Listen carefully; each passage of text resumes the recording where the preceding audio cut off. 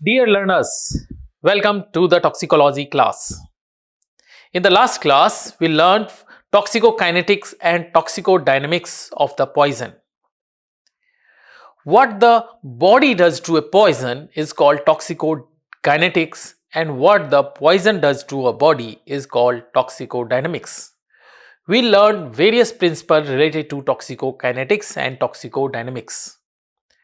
Today, in continuing with our class, we will learn about the diagnosis of poisoning. So, how to diagnose poisoning in living and dead persons. Today, we will learn the diagnosis in case of living persons. For the diagnosis in autopsy cases and the postmortem cases, we shall take another session, a detailed session of the diagnosis of poisoning and the examination of autopsies in poisoning cases. So today, continuing with the diagnosis in case of living, for the living person who come to our clinic or at the casualty or in our department for the examination with the history of certain poisoning or with some suspicious condition, then we have to suspect the case to be a poisoning. So following things are relevant for the diagnosis of a poisoning. One is the clinical history. So detailed history of the patient, detailed history of the incidents from the relative, accompanying person, if the person is conscious from himself, then if is accompanying with the police, then the police personnel in case of the some foul play, all the details of history, previous clinical records, all the other details of the medications and all the things shall be taken in the clinical history. Then the proper clinical history and examination as defined for the clinical examination of a patient, systemic examination, looking for the signs and symptoms, and then the investigations, relevant lab investigations, all are the same as we treat in the case of the other disease process. So in the clinical history, we shall be looking more about the symptoms, presentation, how the patient is presenting to us.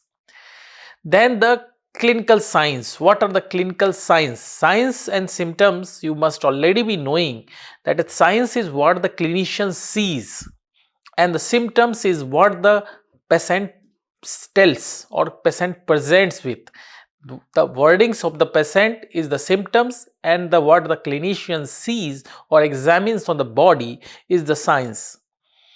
So we must have to look all the signs for the poisoning, and then we have to diagnose the patient based on the constellation of the signs and symptoms into the different toxidromes, so that many times we are not able to know the exact nature of the poison. In those cases, most of the treatment measures are taken as per the toxidromes. We already classified the toxidromes under the classification of poison in the previous class.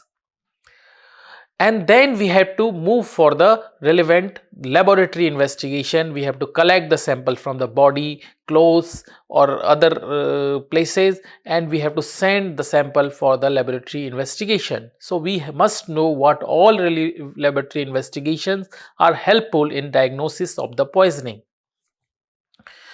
Coming to the clinical history, there is no single symptoms which is characteristic of a poisoning. Always a constellation of symptoms may often point to a poisoning. Major questions that should be asked in case of poisoning are the medications or material ingested or exposed to the person, then the amount, what amount he has ingested in the poison, then the time of exposure, how long it has happened of the exposure, whether there was any emesis, vomiting or not, and in vomiting what came out, what amount of the vomiting and how many times it had happened, the reason for the injection or exposure, it may be accidental, suicidal or homicidal.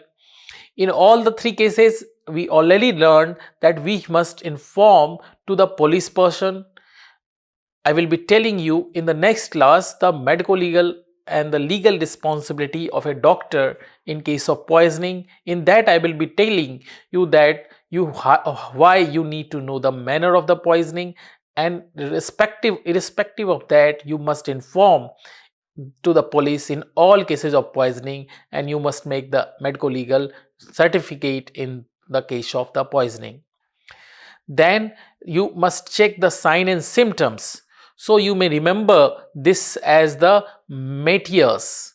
So you have to look for the M for medications history, then what amount it has ingested, then the what time of exposure, and then the Metiers, then the emesis, whether the emesis has happened or not, then the reason for the ingestion of the poison, and then the S for sign and symptoms. So matters, Maters, matters will be the mnemonic for the history related to the poisoning that shall be taken from the patient.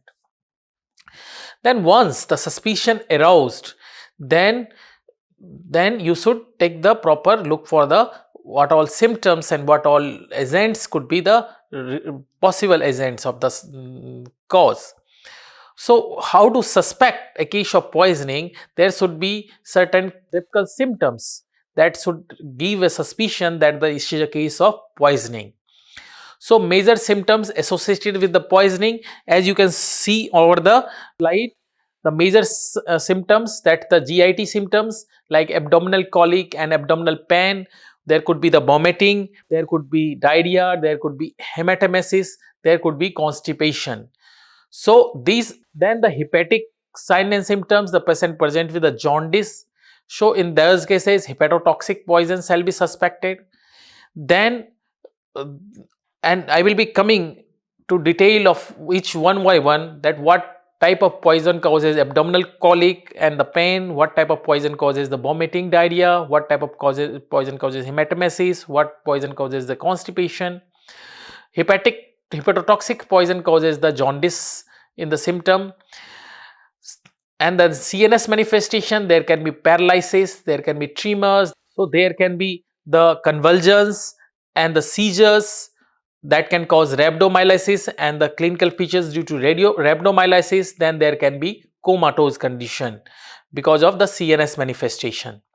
Further, the renal manifestation could be there, like oliguria with the proteinuria and hematuria. The patient will say that less amount of urine, or I have not passed urine since long or since this much of period of time. So in such cases nephrotoxic poison shall be suspected, and you must look the list of the nephrotoxic poison that we already learned under the classification of poisons. Then the natural diseases may be there, which the many drugs may mimic the natural disease process. So you should suspect in that line as well that this is particular clinical presentation may be of that type of poisoning. So you have to look upon these of the clinical sign and symptoms to come to the diagnosis.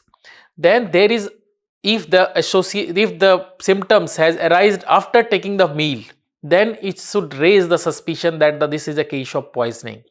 So in the poisoning cases, usually occurs after consumption of some items. There are multiple victims, several persons fall ill simultaneously, that also shall raise the case of the poisoning, because natural diseases process, that is hardly that at a single time many persons will be affected.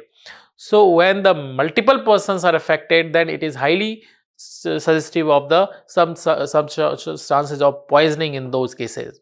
So now coming to the different symptoms that will be produced by the different types of poison, like you can look cause of the acute abdomen due to poisoning. So acute abdomen due to poisoning could be black widow spider bites, could be the drugs like anticoagulants, azathioprines, steroids, thiazide diuretics, corticosteroids, oral contraceptives.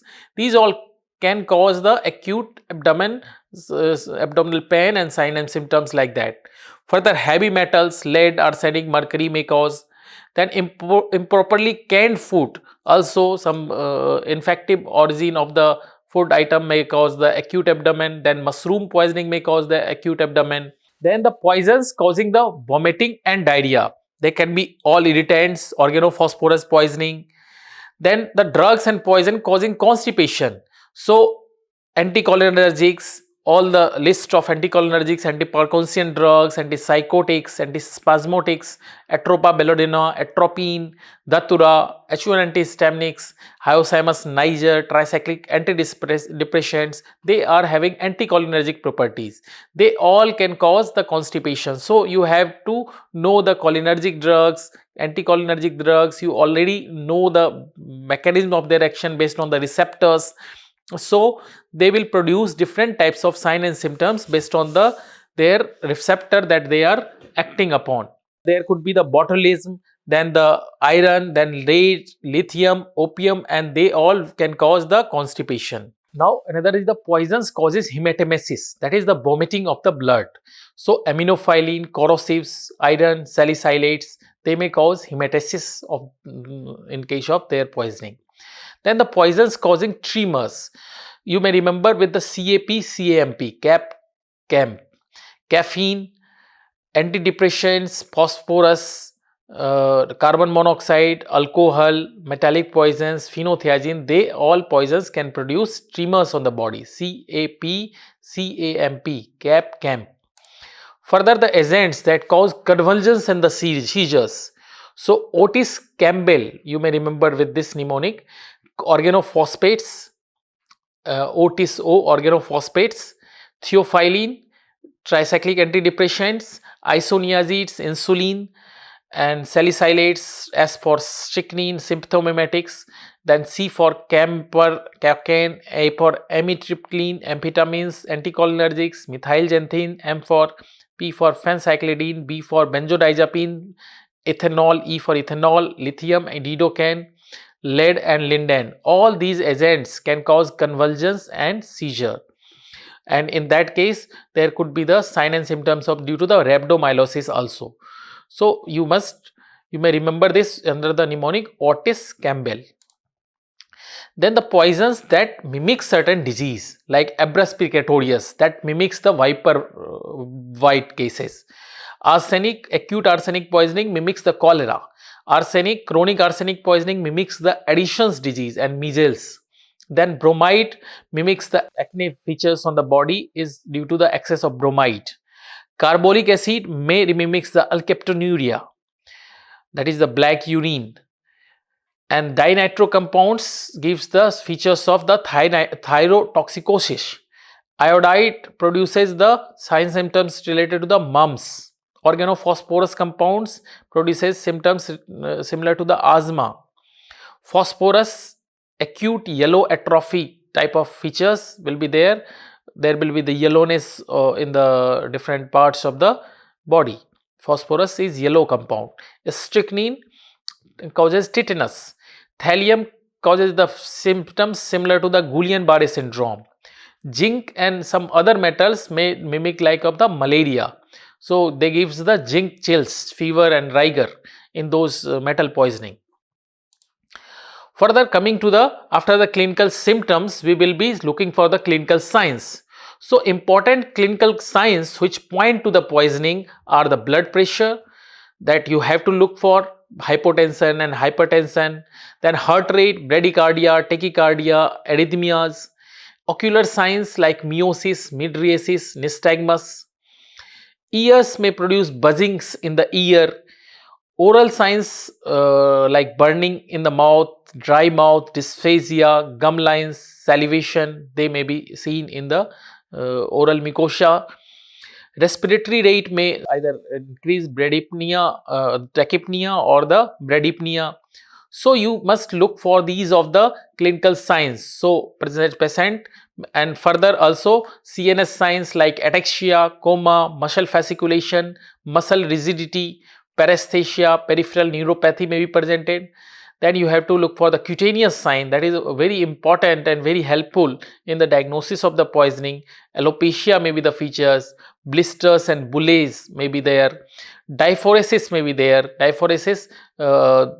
and then dry hot skin, erythema. Diaphoresis is the sweating from the skin, dry hot skin, erythema, formication, that is the tingling sensation or the feels like ants are walking or insects are walking over the body, that is formication. Hyperkeratosis, pigmentation, injection mark and needle tracks can be there. Jaundice you have to look for, and jaundice features may be looked on the skin. Petechial hemorrhages and purpuric spots may be there on the skin. Sweatings, maybe profuse sweating, that is called diaphoresis, and normal sweating may be there. Then the temperature, you have to look for the temperature changes, hypothermia or hyperthermia. Then you have to look for the color of the urine. These all signs may helpful in the making the diagnosis in case of poison. So coming to the blood pressure, that may cause the changes hypotension and hypertension. So what all drug causes the hypertension and hypotension we should know. So poisons causing hypotension can be the clonidine, late poisoning due to cyanide, Respirine, antihypertensive agents may cause hypotension. Antidepressants, sedative hypnotics, heroin may all cause hypotension. Then the poisons that cause hypertension, they may be you may be remembered by the mnemonic CRAS. So hypertension with the tachycardia and hypertension with the bradycardia, they both agents can be separate agents. So hypertension with tachycardia may be the generalized symptomimetic agents like amphetamines and its derivatives, cocaine, ephedrine and pseudoephedrine, epinephrine, levodopa, lysergic diamide, marijuana, MAO inhibitors. Then the anticholinergic agents like antihistamines, atropine and other anticholinergics, tricyclic antidepressants. So they all can cause hypertension. So anticholinergic and symptomimetic have the certain similar features in this aspect. Other poisons that can cause hypertension with tachycardia are ethanol and sedatives, hypnotics, drug withdrawal, nicotine in early stage, and organophosphates compound in early stage of the poisoning. They all can cause hypertension with tachycardia. Then hypertension with bradycardia or AV block, that may be produced by clonidine, tetrahydrozoline and oxymetazoline. Then the cyanide, initial injection of the cyanide may produce the hypertension with bradycardia. Then ergot derivatives, methoxamine, norepinephrine, phenylephrine, phenylpropylamine, they all may cause hypertension with bradycardia or AV block. Further, the poisons that may cause the bradycardia. So under that there is a long list of poison that can cause bradycardia, that is the decreased heart rate. So you have to look for the blood pressure, then heart rate, maybe tachycardia, bradycardia. In the heart, cardiac systems may have the arrhythmia presentation as well. It is observed that in the case of the arrhythmia, one of the major reason, most important reason is the poisoning. So reasons for the bradycardia are alcohol myocardiopathy, beta blockers like propanol, calcium channel blockers, cholinergics, clonidine, cyanides poisoning, digitalis and the digitoxin and all the cardiac inhibitors, opioids, organophosphates, plants like foxglove, that is the digitalis plant, lily the valley, Convallaria majalis may be the reason, oleander poisoning may be the reason, procanamide, quinidine toxicity. Then the certain miscellaneous reason can be the hypokalemia of chlorothiazide diuretics and hyperkalemia of due to spironolactone, triamcinolone and uremia. So all these conditions may produce the bradycardia in the patient. Then the poisons causing tachycardia: alcohol, amphetamines, anticholinergics, antihistamines, cocaine, cyanide, phencyclidine, salicylate, sympthomimetics, theophylline, tricyclic antidepressant, they all can cause tachycardia in the patients. Then the poisons causing cardiac arrhythmias. So that includes alcohol, caffeine, digitalis, procanamide, propanol, quinidine, tobacco and the diuretics. They can cause the electrolyte imbalance and can cause the cardiac arrhythmias. So with these are the symptoms that will be produced on the cardiovascular system. Then on the eye, Eye may present with the miosis, that is constriction of the pupil, mydriasis, that is pupil dilatation, and the nystagmus, that is the change in the nystagmus is the blinking movement of the eyeball, that is nystagmus. So the poisons that can cause the miosis are, this is the long list of poison: abrus, acetone, alcoholic coma. So alcoholic coma, so comatose condition, different comatose condition, we may look for this sign and symptoms to diagnose the poisoning, whether the pupils are dilated or pupils are constricted. So they may suggest a particular type of poison. Similarly, antipsychotics, haloperidol like phenothiazine, chlorpromazine, ziprasidone, barbiturates, benzodiazepine, bromide, caffeine, carbamates, carbolic acid, chlorhydrate, chlorphenoxyherbicides, clonidine, methyl dopa, muscarinic mushrooms, nicotine, opium and related narcotics, organophosphate insecticides, parasymptomatic drugs, phencyclidine, they all causes the miosis of the pupil. So how to diagnose the miosis in the patient? Normally in the daylight the pupil size is the 2 to 4 mm, and in the dark it is 4 to 8 mm. Miosis is said when the constriction of the pupil is less than 2 mm in diameter, and mydriasis when it is dilated more than 4 mm in case of the daylight, and in case of more than 8 mm in case of night or darkness. So poisons that cause the mydriasis are the alcohol, amphetamines, anticholinergics, antihistamines, cocaine, cyanides, phencyclidine, salicylates, sympthomimetics, theophylline and tricyclic antidepressants. So these will be causing mydriasis in the patients. Then the poisons that cause nystagmus. So eyeball movement can be of three types: horizontal movement of the eyeball, that is horizontal gaze nystagmus; vertical movement of the eyeball, that is vertical gaze nystagmus; and rotatory movement of the eyeball, that is called rotatory nystagmus. So the poisons that produce the horizontal gaze nystagmus are the alcohol, is the one of the commonest cause, then barbiturates, carbamazepine, carbon monoxides, lithium, MAO inhibitors, meprobamate, phencyclidine, phenytoin, primidone, quinine, sedative hypnotics, solvents. And then vertical gaze nystagmus is produced by the phencyclidine, phenytoin, sedatives, hypnotics, and rotatory motion is produced by the phencyclidine, phenytoin and the sedatives. Then the poisons causing the buzzings in the ear symptoms, usually buzzing in the ear will be produced, that are produced commonly in the case of poisoning by the camphor, ergot, methyl alcohol, quinine, salicylates, streptomycin. Then the poisons producing the oral sign and symptoms, so burning in the mouth, that is produced by the corrosives, oxalate containing plants, and the dryness of mouth, that is produced by the amphetamines, anticholinergics, antihistaminics. Then dysphagia, that is difficulty in the ingestion of the foods or saliva, that is produced in the botulism and the corrosives poisoning. Then the gum line, Bartonian line on the gum seen on the lead poisoning, arsenic poisoning, also blue line on the gums. Then the bismuth poisoning, mercury poisoning, in those cases especially metallic poisoning, gum lines a separate line on the gums are seen.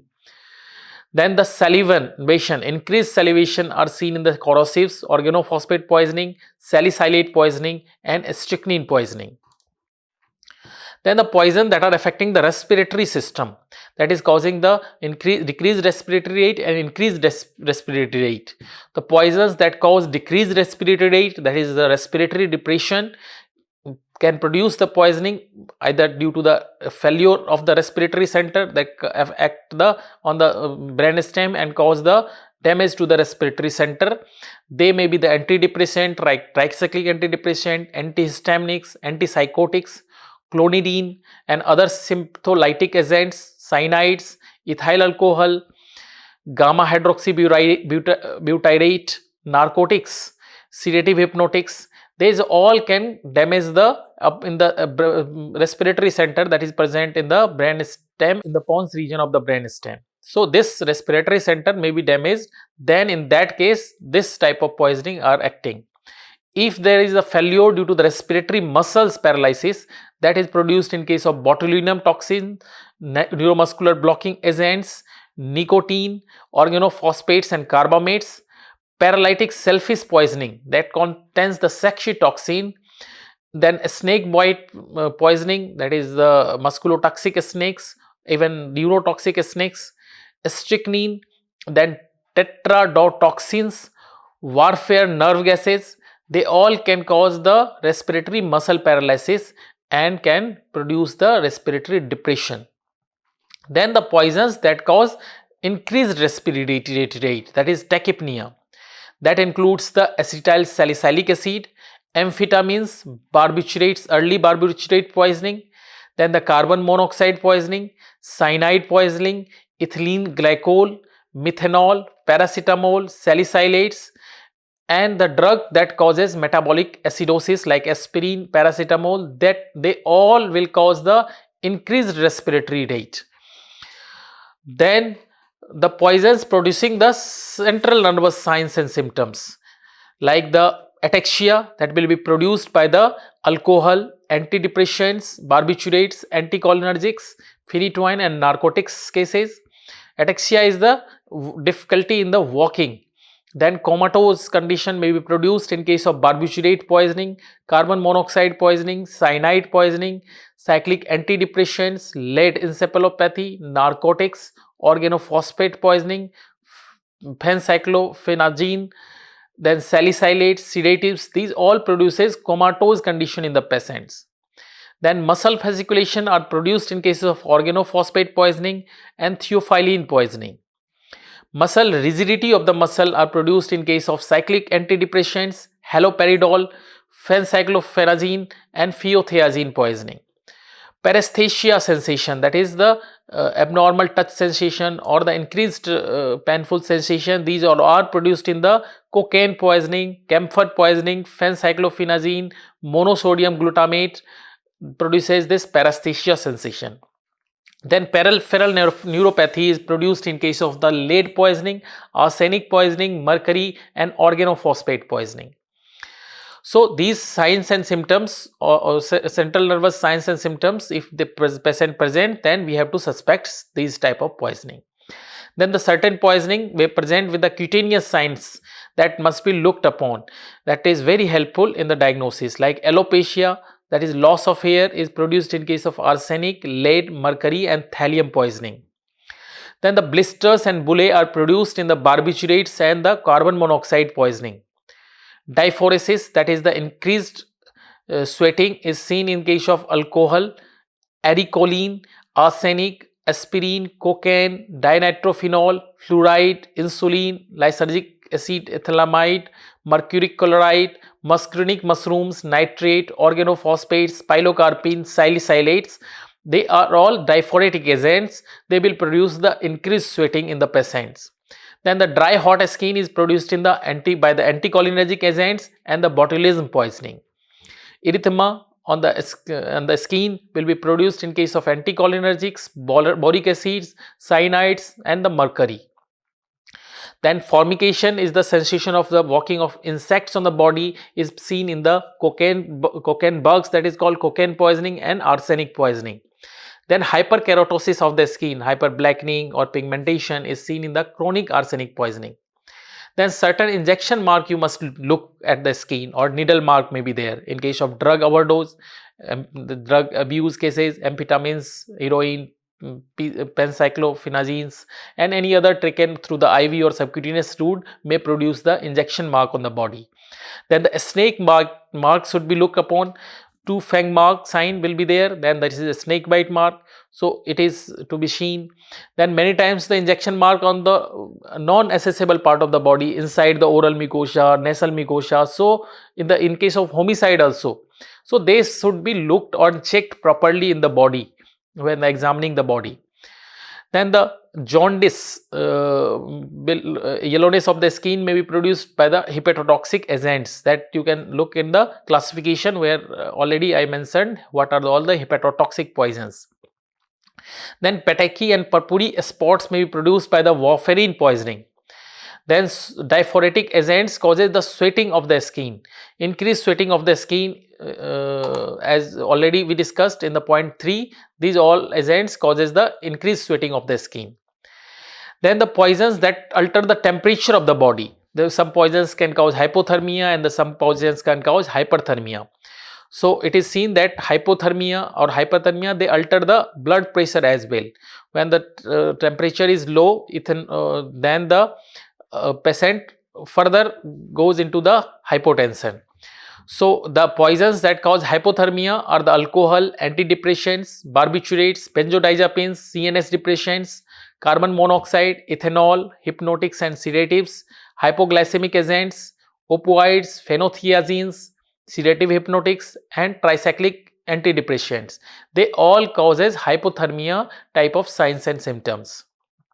Then the poisons that increase the temperature of the body, that is the hyperthermia causing drugs, that is the acetyl salicylic acid, amphetamine, anticholinergic drugs like dhatura, arsenic, cyanides, dinitroorthocresol, dinitrophenol pesticides, halothane, hydroxybenzonitrile herbicides, pentachlorphenol, procanamide, quinidine, succinylmethonium. These all causes hyperthermia. Ethanol adversely affect the thermal regulation, and depending upon the ambient temperature can cause the hypothermia as well as hyperthermia.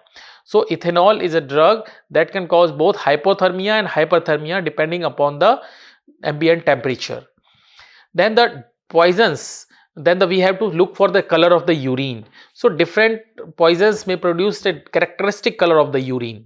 So yellow color or brown color of urine is seen in case of bilirubin or hemoglobin breakage or myoglobinuria, hemoglobinuria, chloroquine poisoning, cresol or quinine. When they are coming in the urine, then they will produce the yellow or brown color. Then the bilirubin, hemoglobin, myoglobin, porphyrins, urobilin, deferoxamine, levodopa, they all produce the red or brown colored urine. Then the bile, biliverdin, acrylflavine, phenol, they all causes the green or bluish color of urine. Then the blood on a standing, phenol, homogenistic acid, that they all causes indican, that all causes black color of urine. So we may diagnose by the color of urine if we suspect this type of poison. Then this were based on the signs that are being produced on the body. So different signs we have to look upon on the body. So there is a long list of drugs with every poison. So we have to actually know them, and when you know the basic mechanism of their action, so you may automatically judge what all signs and symptoms will be produced by them. So that we will be dealing separately when we will talk about each of the poisons. But usually what happens when we don't have exact known source of the poison, then we have the constellation of signs and symptoms through which we judge that this poison belongs to a particular toxidromes groups, particular receptors on which it is acting. So according to that, we may start the management of the patients.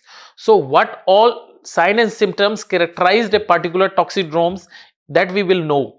So we already knew that adrenergic toxidromes, anticholinergic toxidromes, cholinergic toxidromes, opioid toxidromes, sedative hypnotics toxidromes and serotonin toxidromes.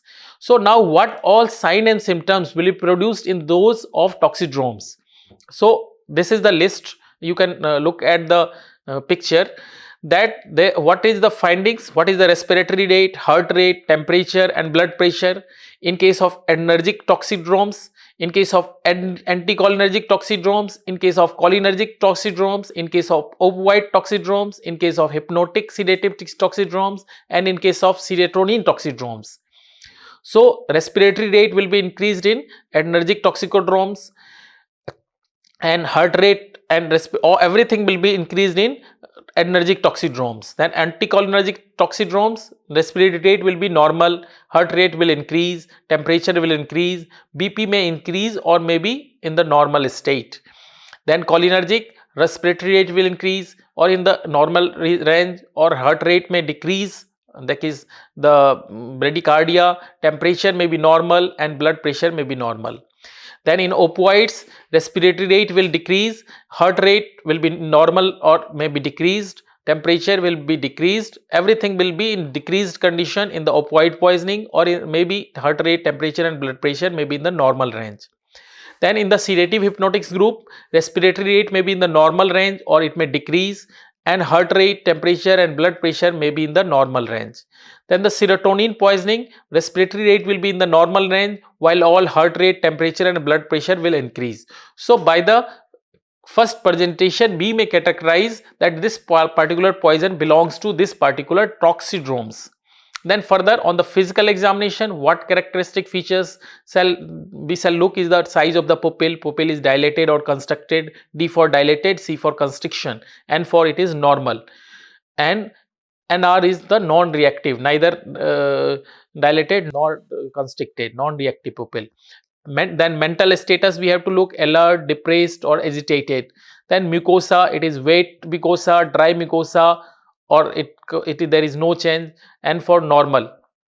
Then what is the condition of skin, increase the sweating, or there is dry skin or excess of sweating, or the normal skin condition. And the reflexes, whether the hyperreflexia condition is there or there is normal or hyporeflexis condition are there. So upper sign of arrow is increased state and lower sign of arrow is decreased and the normal. So bowel sound, it increased or decreased, that is means GI symptoms and sign are there or not. Urinary ability, that is increased or decreased or normal or incontinency. Other important features like some may present with seizure, fasciculation, vomiting, muscle rigidity, severing and the ataxia. So in case of adrenergic poison, adrenergic toxidromes, pupils will be dilated, the person will be alert, mucosa will be wet and the sweating will increase, reflexes, bowel sounds and urinary ability will increase. The patient may present with the seizures. In case of anticholinergic poisons, pupils will be dilated, mental status will be depressed mental status, mucosa will be dry, skin will be dry, reflexes will be in normal range, bowel movement may be decreased, urinary ability will be decreased, seizures may be there. In case of cholinergic poisons, pupils will be constricted, mental state will be in the depressed state, mucosa may be wet condition, skin will be profusely sweating and reflexes may be normal or decreased condition, bowel sound will increase, urinary ability will increase, urinary seizures may increase, fasciculation and vomiting may be there. Opioids causes the constriction of the pupil, depressed mental state, normal mucosa, normal skin condition, normal or depressed reflexes may be there, depressed bowel sounds may be there, and decreased urinary retention may be in the case of opioid poisoning. Then sedative hypnotics causes the normal pupil size, depressed mental status, normal mucosa, normal skin, normal or depressed reflexes, normal bowel sounds and the non-continent or normal urinary bladder.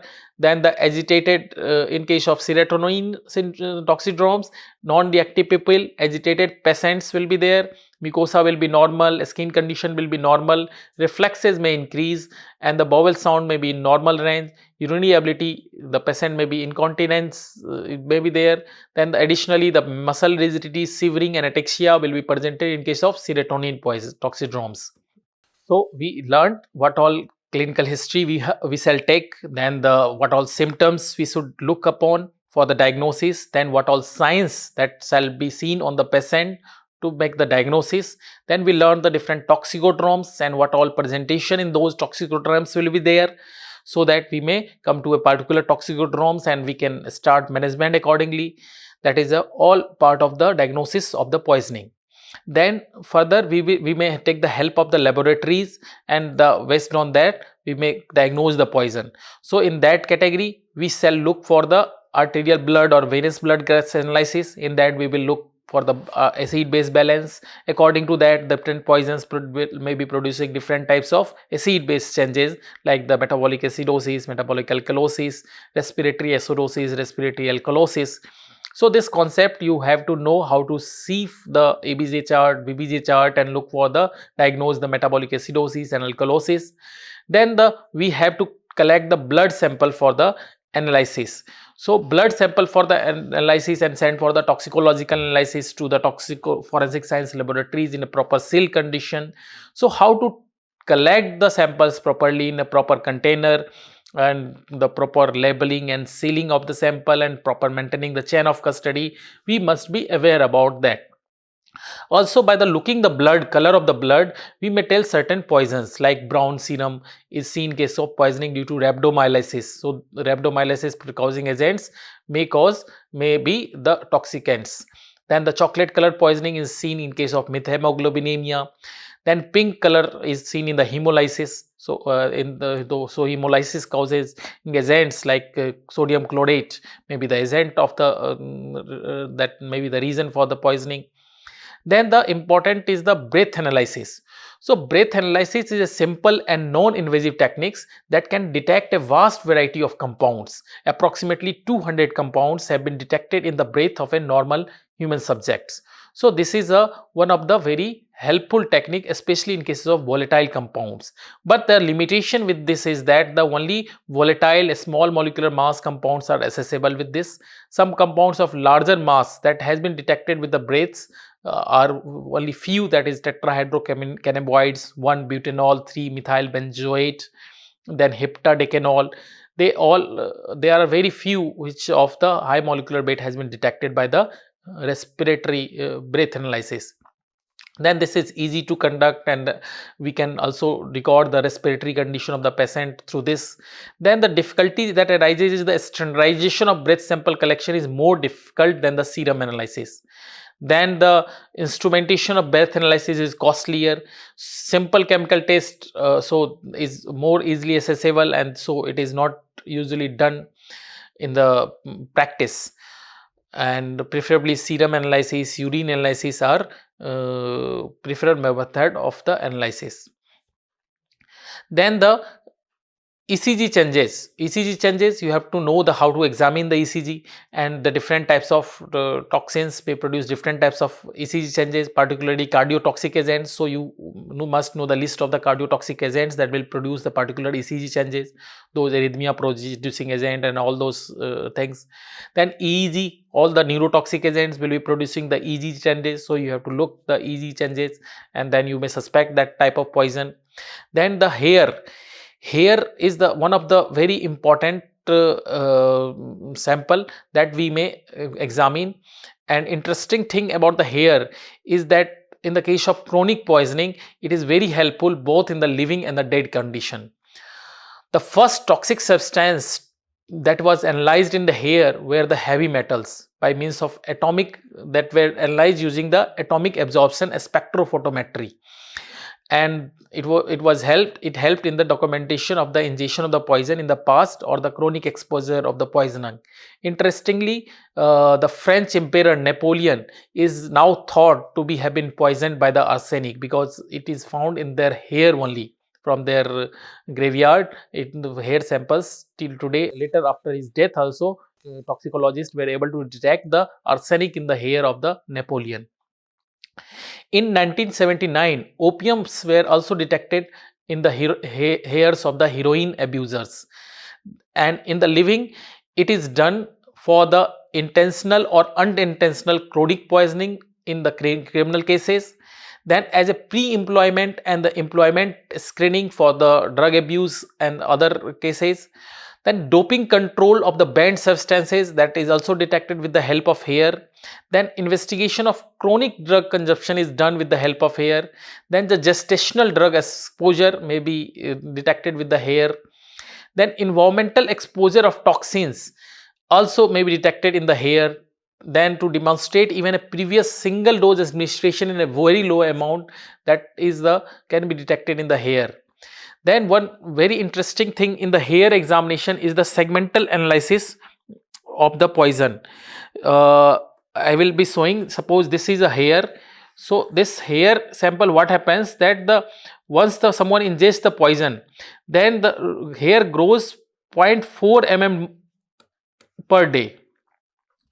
So every length of the poison, so this one, suppose today is the particular date 1, so today someone ingested that poison, then this will go to the 1 number here. So and then this is 0.4 mm length, suppose. So further this another day, this is second day, this is third day, this is fourth day, this is fifth day. So if someone has ingested day 1, then this will be detected at this point and particular date. Then segmental, this is called segmental analysis of the poison. So we can tell at what date and at what amount the person did consume that poison based on the growth of the hair. So 0.4 mm per day is the growth of the hair. So the segment that is closest to the scalp, that is scalp is closer here. So this tells the most recent exposure of the poison. So here the poison will be taken in the most latest amount is taken at this point of time. So by this way we can tell the date and the time of and amount of ingestion of the poison through the analysis of the hairs. So this is the method that is can be used. That is called the segmental analysis of the hair, from the poison from the hair. Then the lab detection of the poison. We will be detailing this lab detection of poison concept in the analytical toxicology in detail. So there we will talk in detail about this lab detection, how to lab detect in the lab the poisons, and also the bedside detection of the poison through the color test and other tests. Then coming to the osmolar gap. So you must know what is osmolar gap and what all drugs that can cause increased osmolar gap. So that is helpful to diagnose the poison. Then the body fluid examination like saliva examination, sweat examination, urine examination, they all can help to saliva. The immediate drug concentration may be seen in the saliva. Then sweat also can give the concentration of the drug or the poison. Then the urine is said to be the toxicologist gold, because the maximum right concentration, even it has passed from the blood, it may be detected in the urine at the later date and in the good concentration. So urine is very helpful for the toxicologist. Even the urine can tell what phase of ingestion of the poison is. Suppose already the urine was already having the bladder was full at the time before the consumption of poison. So the initial sample that will be collected, that will be not telling the exact amount of the poison. So the 2 samples of the urine shall be collected, one at the time of the presentation and another after 30 minutes of the presentation, so that it will tell in what phase of the poison the person is, whether it is in the absorptive phase or in the distribution phase or in the excretion phase, the poison that is. Then the X-ray may be helpful in certain radio-opaque substance or the radio-opaque certain poisons, so they may be detected with the X-rays also. So the poison disturbing the acid-base balance on the body are that metabolic acidosis, where the no toxins is usually seen in the diarrhea cases, where no toxin is involved. Where the toxin is involved, then it can be of elevated increased anion gap and the normal anion gap. So in increased anion gap is seen the cyanide, ethanol, ethylene glycol, formaldehyde, ibuprofen, idiopathic lactic acidosis, infection, iron, isoniazids, isopropanol, ketoacidosis, lactic acidosis, metformin, methanol, paraldehyde, fenformin, propylene glycol. These all produce the elevated anion gap. Then the poison with a normal anion gap are the arginine, hydrochloride, calcium chloride, chlorine, HCl, lysine hydrochloride, magnesium chloride, ammonium chloride, sulfur. These all cause the normal anion gap metabolic acidosis. Then the poison that produce metabolic alkalosis, maybe the gastric lavage itself may cause the metabolic alkalosis. Then vomiting, then licorice, tobacco, capreomycin, gentamicin, they all can cause metabolic alkalosis. Then respiratory acidosis, caffeine, salicylates cause the respiratory alkalosis. Then the respiratory acidosis are caused by the anesthetics, barbiturates, ethanol, ethylene glycol, methanol, opiates, sedatives. So, and the respiratory alkalosis is the One of the most commonly encountered acid-base balance disturbs in the poisoned patients. So this also must be remembered. Respiratory acidosis, alkalosis is the commonest presentation encountered in the poisoning patients. Alright. So, and the poisons that causes the increased osmolar gap are the mannitol, alcohol, triazole, diuretics, glycerol, acetone and sorbitol. So, osmolar gap, you must know what is osmolality of a solution. It is usually, osmolality of a solution is the indication of an amount of solute in the solution, and osmolar gap is measured between the gap between measured and the calculated osmolality. So usually in the measured calculated, usually in the major contribution to the amount of the solute is done by the blood urea nitrogen, glucose and the sodium. Once someone ingests some additional poison that is soluble in the blood or as a solute, then that will increase the osmolar gap. The difference between measured osmolality and calculated osmolality will increase. Normal serum osmolality is 280 to 295 milliosmol per kg, whereas normal osmolar gap is the less than 10 milliosmol. And once this gap is increases, that is suggestive of the increased osmolar gap, and that is seen in these type of poisonings. Then the poisons that causes radio-opacity on X-rays. So this may be remembered with the mnemonic CHIPS. C for chlorohydrate, C for calcium. This is C, all C's, chlorohydrate, calcium, cocaine, and then H for heavy metals, then halogenated hydrocarbons like carbon tetrachloride, chloroform, methyl chloroform, methylene chloride, tetrachloroethylene, trichloroethylene, iron, I for iron. Iron is again heavy metal in the group, just for mnemonics, that is I for iron. Phenothiazines, P for phenothiazine, phosphorus, potassium. Play-Doh is the modeling compound that is used in young children, so they may ingest it and may present in the casualty. Then as for slow release drugs, as for sodium chloride, these are C chips, CHIPS chips. These all are the radio-opaque drugs that will be produced, that will be on the X-rays, they will be radio-opaque. So they may be helpful in case of diagnosis of the poisoning. So with this, in the other class we will talk about the how to diagnose poisoning in the autopsy or postmortem examination. So thank you so much for your listening. Thank you.